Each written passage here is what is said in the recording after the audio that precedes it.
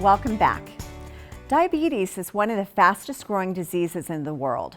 And according to a 2023 study, the number of people with the potentially deadly condition is expected to double in the next 25 years.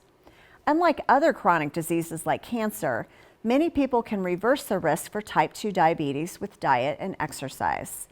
Reporter Kristen Crowley is in Colorado with a look at solutions working to address disparities in communities across the state. So my name is Letitia. Karen, Sierra Howard. Let us introduce you to 3 people in 2 different parts of Colorado with one major fear. Does the idea of getting diabetes scare you? Yes. Oh, yeah. Why? Because I want to be healthy. Letitia Rodriguez, Sierra Howard, and Karen Buffalo all have a family history of diabetes, and they have good reason to worry. When you have diabetes, it means your body doesn't produce enough insulin or can't use it properly, and it can be deadly. But for many people, it's preventable with a healthy diet and exercise.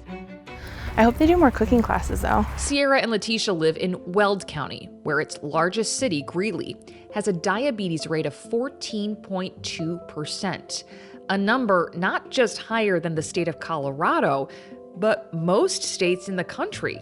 Public Health Communication Manager for Weld County, Kelly Martinez, says time and money often stand in the way of some residents' healthy lifestyles. What if you don't have transportation to get to the mountains? What if you don't feel safe walking around your neighborhood? What if you live in a food desert and it's really difficult for you to get healthy foods? Nationwide, minorities like Hispanics, Blacks, and Native Americans are at greater risk for diabetes than others.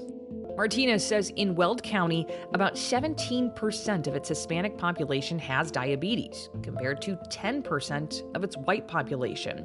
She's on a mission to reverse Weld County's rate.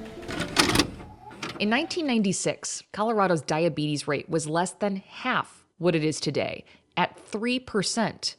4 years later, that jumped to 5.1%, and it's steadily increasing. So how does the state slow down this growth trend? By growing its diabetes prevention program through the Centers for Disease Control and Prevention. We took people and found that if we had them diet and exercise, we actually reduced the progression to type 2 diabetes by almost 50%. And that's where diabetes prevention really took off. The YMCA runs diabetes prevention programs in person and virtually in portions of the state. Keep the plate visual in your mind. Karen is taking it for the first time. She's already seeing a difference. The weight is down 9 pounds, so that's really good for me. The numbers are there. We know that this works. Amy Sagendorf, who helps run the program through the Y, says most people who take the course have similar outcomes like Karen, but only a fraction of those who need it take it. In an attempt to break down economic and cultural barriers, for the first time, the program is now free and in Spanish for the population most at risk. Our goal is to reduce the diagnosis of diabetes by 5% within the next 5 years. Letitia's walking proof change can happen. She's no longer pre-diabetic. Now her goal is staying that way and hopefully helping Weld County reduce its numbers along the way.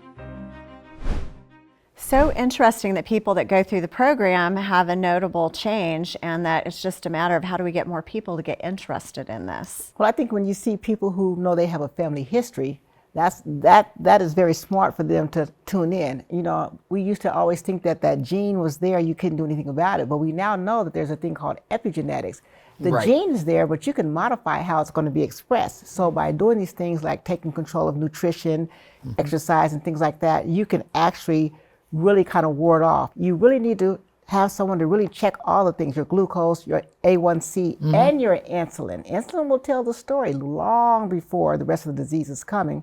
And the biggest thing is that what diabetes is doing, it is damaging the vessels, microvasculature damage. You don't see that inside the arteries. You just see the effects of it later on. Right. So what are some of the ways that it affects the entire body? Everywhere you have an artery.